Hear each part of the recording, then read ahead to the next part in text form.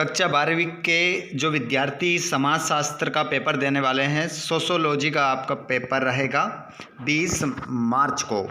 बहुत सारे विद्यार्थियों का बहुत ज़्यादा कमेंट आ रहा था कि समाजशास्त्र का पेपर लेकर आइए, तो यहाँ पर पेपर का सॉल्यूशन लेकर आ चुके हैं। तो आप सभी कक्षा 12वीं के विद्यार्थी जो 20 मार्च को अपना पेपर देने वाले हैं, चलिए जल्दी से क्लास में जुड़ जाइए और जल्दी से इस क्लास को अपने सभी दोस्तों को एक बार शेयर कर दीजिए। और जिन्होंने चैनल को सब्सक्राइब नहीं किया है, सभी चैनल को सब्सक्राइब करके रखिएगा ताकि आप लोगों को आने वाले वीडियो सभी मिल सके। चलिए तो हम स्टार्ट करते हैं पहले प्रश्न से। प्रश्न नंबर पहला आपका स्क्रीन पर रहेगा। पहला प्रश्न आपकी स्क्रीन पर है, देखिएगा। भारत के किस राज्य में साक्षरता का प्रतिशत सबसे अधिक है? ऑप्शन है गुजरात, महाराष्ट्र, केरल, तमिलनाडु। तो इसमें आपका जो करेक्ट आंसर हो जाएगा वो हो जाएगा केरल। प्रश्न नंबर 2, भारतीय जाति व्यवस्था में परिवर्तन लाने वाला कारक कौन सा है? प्रजाति होगा, धर्म होगा, शिक्षा होगा, परिवार होगा। तो इसमें आपका जो करेक्ट आंसर होगा वो हो जाएगा शिक्षा। अगला क्वेश्चन, कौन सी जाति अन्य पिछड़े वर्ग के अंतर्गत आती है? कायस्थ, साहू, जाट, भूमिहर। तो इसमें आपका सही आंसर हो जाएगा साहू। अगले प्रश्न को हम देखते हैं। प्रश्न नंबर हमारा चौथा है, भूमंडलीकरण की दशा में विदेशी पूंजी के निवेश को देश में प्रोत्साहन देने की नीति को कहा जाता है? औद्योगिक, निजीकरण, पूंजीवाद, उदारीकरण। तो इसमें आपका सही आंसर हो जाएगा उदारीकरण। अगला क्वेश्चन, कौन सी दशा उदारीकरण की समीपता को दर्शाती है? समाजवादी व्यवस्था, उद्योगों का आधुनिकीकरण और लोगों के दृष्टिकोण में उदारता और मिश्रित अर्थव्यवस्था।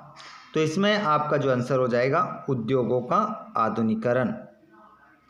अगला क्वेश्चन है छठा वाला, तेलंगाना आंदोलन का उद्देश्य क्या था? तो तेलंगाना आंदोलन का जो उद्देश्य था, जागीरदारों के शोषण का विरोध, लगान माफी की मांग, ग्रामीण बेरोजगारी का विरोध, बंधुआ मजदूरी का विरोध। तो इसमें सही उत्तर आपका बंधुआ मजदूरी का विरोध। हमारे क्लास 12th के जो इंग्लिश मीडियम के कुछ स्टूडेंट हैं, तो आंसर अपना यहाँ पर देख लेंगे, आंसर सेम है। जैसे कि पहला वाला question, in which state in India has the highest percentage of literacy? तो इसमें केरला आपका आंसर हो जाएगा, ठीक है। और दूसरे वाले में क्या हो जाएगा? एजुकेशन हो जाएगा। और यहाँ पर साहू हो जाएगा। जो आंसर ऊपर बताए हैं वही आंसर आपके नीचे रहेंगे, ठीक है। अच्छे से आप देख लीजिएगा। आगे हम बढ़ते हैं प्रश्न नंबर 2 की ओर।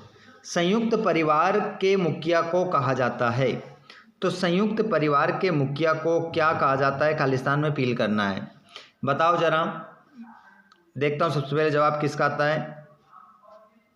तो उसे कहा जाता है परिवार का कर्ता। परिवार का कर्ता कहा जाता है। अगला क्वेश्चन, भारत में सबसे अधिक जनसंख्या वाला प्रदेश?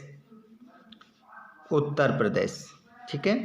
उत्तर प्रदेश आप इसमें दूसरे वाले में आंसर लिखेंगे। तीसरा, गांव में विभिन्न बस्तियों के निर्माण का मुख्य आधार क्या है? तो गांव में विभिन्न बस्तियों के निर्माण का जो मुख्य आधार है वो क्या है? जाति। जाति आपका इस खालिस्तान में हो जाएगा। भारत में राष्ट्रीय बीज निगम की स्थापना सन में की गई? तो भारत में राष्ट्रीय बीज निगम की जो स्थापना है वो सन में की गई थी। तो इसमें आपका आंसर होगा 1963 में की गई थी। अगला क्वेश्चन, दिहाड़ी मजदूरों को काम पर लगाने का कार्य साधारणतः द्वारा किया जाता है? तो यहाँ पर इस खालिस्तान में आएगा नियोजकों। नियोजकों के द्वारा किया जाता है। अगला प्रश्न है, बोंडो और मिजो आंदोलन का संबंध भारत के क्षेत्र से था? तो ये जो क्षेत्र था उत्तर पूर्वी आपका आंसर होगा। सोशल मूवमेंट इन इंडिया पुस्तक के लेखक का नाम है। तो सोशल मूवमेंट इन इंडिया जो पुस्तक लिखी है उनका नाम है गोपाल कृष्ण अग्रवाल। क्या लिखेंगे आप? गोपाल कृष्ण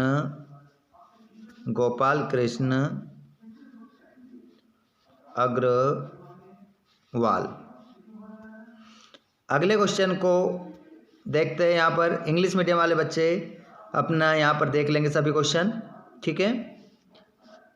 यहाँ पर हमारी जोड़ी आ जाती है इरावती करवे। तो इरावती जो करवे है इनको आप किससे मिलाएंगे? तो इनको आप मिलाएंगे किनशिप ऑर्गेनाइजेशन इन इंडिया, समाज सुधार के जनक। तो इनका नाम है इनका नाम क्या है? तो इनका नाम लिखेंगे आप राजा राम मोहन राय। अगला क्वेश्चन, सांस्कृतिक पहचान, सामुदायिकता की भावना और कृषक ऋणग्रस्तता में वृद्धि। कृषक ऋणग्रस्तता में क्या हो गई? वृद्धि हो गई। तो इसमें आंसर आपका होगा हरित क्रांति। और विनिविशेष को आप मिलाओगे सार्वजनिक उद्योगों सरकारी, और गौरा देवी को आप मिलाओगे चिपको आंदोलन से। और ये वाला तो अपन ने इधर से मिला दिया है ना, ध्यान रखिएगा। तो इस प्रकार आपकी जोड़ी मिल जाएगी। इंग्लिश मीडियम वाले बच्चे सेम टू सेम जोड़ी मिलाएंगे, ठीक है। गलती किसी प्रकार की नहीं करना है। ऊपर जो बताई है उसी के आधार पर आपके आंसर रहेंगे। आगे हम देखते हैं, रेडफील्ड ने ग्रामीण समुदाय को किस नाम से संबोधित किया? तो बात करें हम, रेडफील्ड ने ग्रामीण समुदाय को किस नाम से संबोधित किया? तो उन्होंने संबोधित किया कृषक समाज के नाम से। कृषक समाज आपका क्या होगा? उत्तर हो जाएगा। प्रभु जाति की अवधारणा किसने प्रस्तुत की है? तो इसका आंसर हो जाएगा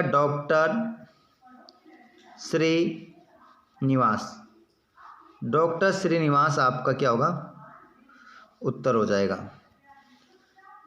भारत में आपातकाल की घोषणा किन वर्षों में की गई थी? तो देखिए 1975 से 1977, ठीक है। आपातकाल की क्या की गई थी? घोषणा। अगला प्रश्न, भारत की संस्कृति में बहुत से महत्वपूर्ण त्योहार किस अवसर पर मनाए जाते हैं? तो भारत की संस्कृति में बहुत से महत्वपूर्ण त्योहार किस अवसर पर मनाए जाते हैं? तो यहाँ पर हम बात करेंगे धार्मिक अवसरों पर। जिस समाज में एक बड़ी संख्या में लोग उद्योगों द्वारा आजीविका प्राप्त करते हैं उसे किस तरह का समाज कहा जाता है?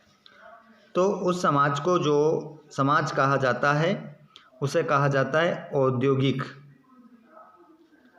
क्या लिखेंगे इसका आंसर? औद्योगिक। उसे औद्योगिक समाज कहा जाता है। चलिए आगे चलते हैं। भारत में उदारीकरण की प्रक्रिया किस वर्ष में आरंभ हुई? तो यहाँ पर आंसर हो जाएगा आपका 1951। और भारत में उदारीकरण की प्रक्रिया किस वर्ष में आरंभ हुई? 1951। आप आंसर लिखना भूल मत जाना। और अंतर्राष्ट्रीय श्रम संगठन की स्थापना किस वर्ष हुई? तो ये आपका 1919 में हुई। अगले प्रश्न को आप देखेंगे, यहाँ पर वन वर्ड फत्य देखेंगे। भारत में जन्म दर की तुलना में मृत्यु दर अधिक है। तो ये बात क्या हो गई? अफत्य। पहले वाले में क्या लगाएंगे आप? असत्य। अगला क्वेश्चन, सामाजिक विषमता का बंद स्तरीकरण से घनिष्ठ संबंध है। तो इसका आंसर आपका फत्य हो जाएगा। और नागरिक समाज की प्रकृति गैर राजनीतिक होती है। असत्य। स्वतंत्रता के बाद भारत में मिश्रित अर्थव्यवस्था को अपनाया गया, सत्य। और उदारीकरण के फलस्वरूप भारत के अंतर्राष्ट्रीय व्यापार में वृद्धि हुई, सत्य। और गंगा के प्रदूषण को रोकने से संबंधित कार्यक्रम नमामि गंगे है, सत्य।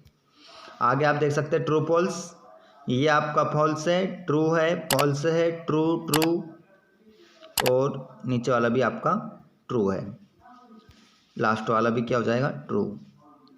ठीक है, चलिए आगे हम क्वेश्चन देख लेते हैं यहाँ पर 2-2 नंबर के और 3-3 नंबर के और 4 नंबर के। सभी क्वेश्चन स्क्रीन पर देख रहे हैं आप। जनसंख्या विस्फोट का क्या अर्थ है, प्रतिस्थापन स्तर किसे कहते हैं, जाति को परिभाषित कीजिए, प्रजाति का क्या अर्थ है, पूर्वाग्रह से आप क्या समझते हैं, नागरिक समाज क्या है, क्षेत्रवाद से क्या तात्पर्य है, भारत को एक धर्मनिरपेक्ष राष्ट्र क्यों कहा जाता है, समावेशी राष्ट्र का क्या आशय है। देख सकते हैं ये पूरा क्वेश्चन पेपर, आप इस क्वेश्चन पेपर को आपको हल करना है। समाज सुधार आंदोलन का क्या अर्थ है, भारत में जनसंख्या वृद्धि के 3 कारण लिखिए, धर्मनिरपेक्षता के प्रमुख आधार लिखिए, मध्यकाल को अंधा युग क्यों कहा जाता है। देख सकते हैं यहाँ पर पूरा क्वेश्चन पेपर, इसको अच्छे से हल कर लीजिए क्योंकि ये क्वेश्चन कई बार पेपर में पूछे गए हैं, आने की पूर्ण संभावना है। आपका धन्यवाद। सभी का जो भी क्लास में जुड़ रहे थे, एक बार इस क्लास को अपने दोस्तों को भी शेयर कर दें और चैनल को सब्सक्राइब नहीं किया तो चैनल को सब्सक्राइब भी कर लीजिएगा। धन्यवाद।